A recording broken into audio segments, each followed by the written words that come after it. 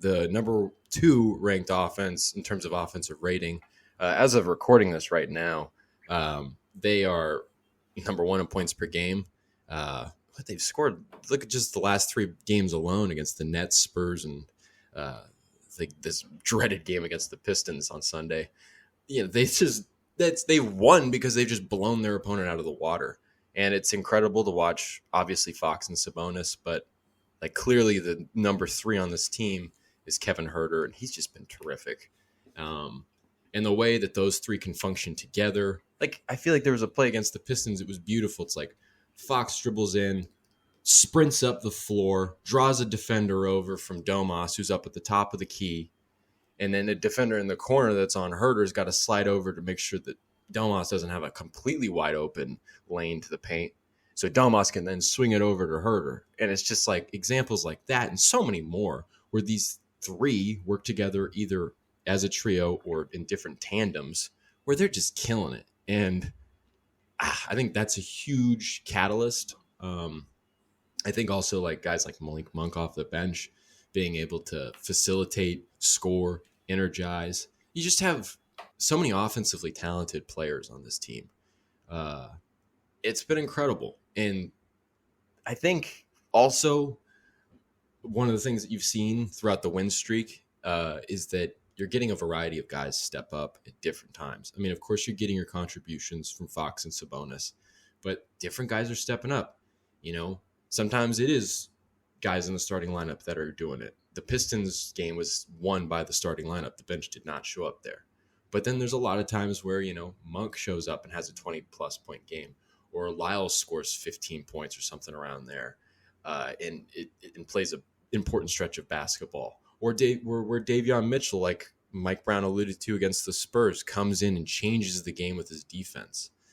It's just been incredible. But I'm talking about, I guess, more of the offense here. But overall, it's just been incredible because obviously the defense needs some work. But we could talk about that later. Right now, it's clearly this offense is just absolutely. I mean, it's just hard to keep up with the Kings offensively. I mean, we'll see what happens in Boston on Friday, but Yeah, exactly. The Kings are putting up great numbers. Boston is, putting up insane numbers too. Actually, at this moment right now, the Kings are putting up the second most points per possession of all time. Behind the Celtics this year. So that's going to be a fun game on Friday. But they're it's still early in the season, but they're putting up historic numbers early on.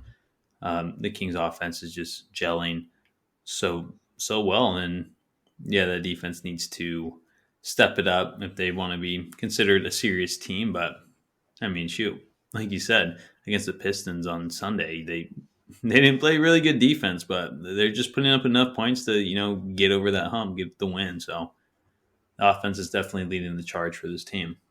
And it's one of those things that's like, some people have said that they're surprised by this. I mean, when you say the thing that, the Celtics and the Kings right now, they're actually having historic offensive years.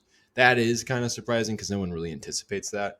But the fact that they're near the top of the league is not that surprising to me. I think when we saw this team was not nearly as good or like well-rounded, even post Sabonis trade last year, as it is now. Obviously, the contributions or the additions in the offseason, like Huerter and Monk and such, were like monumental. But you could see it last year. This team, it kind of looked like, it wasn't as good offensively as I'm saying, but in a way, the Pistons game kind of reminded me of one of those games last year where it's like, oh, dang, the Kings are kind of like keeping this neck and neck. It's just that last year the Kings would lose that game in the last 4 minutes as opposed to them shutting the Pistons down for a few possessions, getting a few stops, and getting some huge scores with some huge energy on the home floor. But you could see those connections, you know what I mean? Where it's just like the defense doesn't quite, stop them or whatnot. But I guess what I'm saying here is that last year you could see that this offense could be really great. You just add a few more guys. I remember Justin Holiday, old friend Justin Holiday, who was here for just a few games. he said that this offense in terms of late last year, they could score with the best of them, and that was true then. What do you think happens when you make those additions?